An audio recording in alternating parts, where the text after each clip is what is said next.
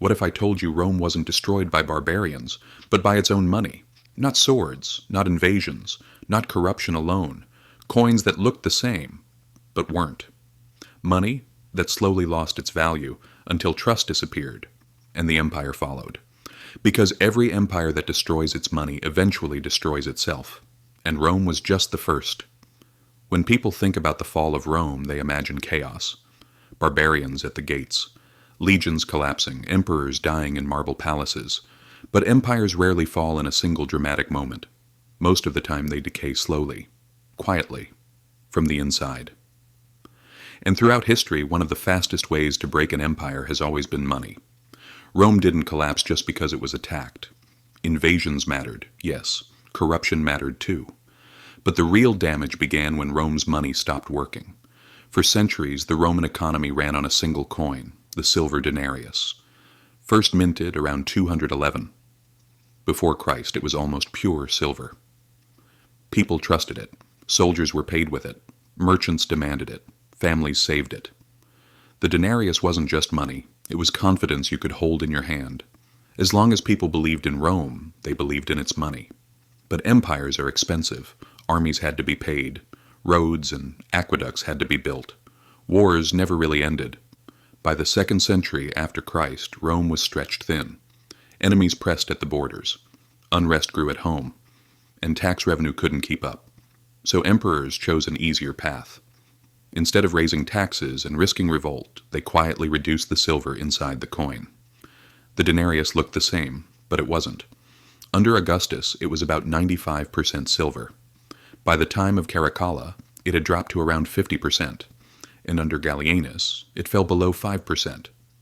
What had once been a solid silver coin became bronze-coated with a thin silver wash. People noticed. Prices rose, money bought less. A coin that once fed a family suddenly wasn't enough. Soldiers demanded higher pay just to survive. Merchants stopped trusting the coins. Barter returned.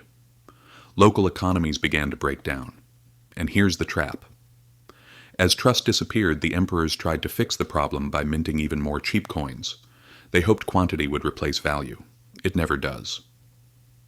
This cycle reached its breaking point during the crisis of the 3rd century. Between 235 and 284 after Christ, Rome was in constant chaos, invasions, plagues, civil wars. Emperors came and went so fast that some ruled for only a few months. Behind the political drama was a financial system that no longer worked. Taxes were collected in worthless coins. Farmers abandoned their land. Trade networks collapsed. The government tried to force solutions, price controls, harsh punishments, compulsory labor. Nothing worked. One emperor, Diocletian, made a final attempt. In 301 after Christ, he issued the edict on maximum prices, fixing the prices of over 1,000 goods and services. After breaking the rules could get you killed. It failed almost immediately. When money is broken, no law can fix it. Black markets exploded. Official trade disappeared.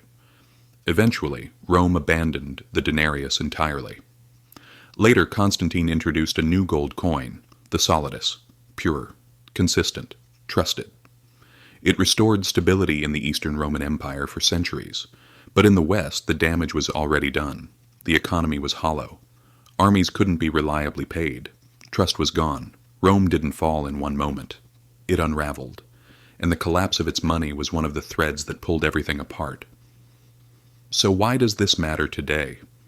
Because destroying money has always been a reliable way to destroy societies. Rome thought it could fool its people by issuing coins that looked the same but were worth less. Modern governments do the same thing, just in more complex ways. Printing money, manipulating interest rates, inflating away debt. The result is always familiar. Purchasing power shrinks. Savings lose value. Trust fades. Rome's story isn't ancient history, it's a warning. Money rarely collapses overnight. It weakens slowly, and then all at once. And when trust in money disappears, everything else follows. Empires don't die at the gates, they die in the treasury.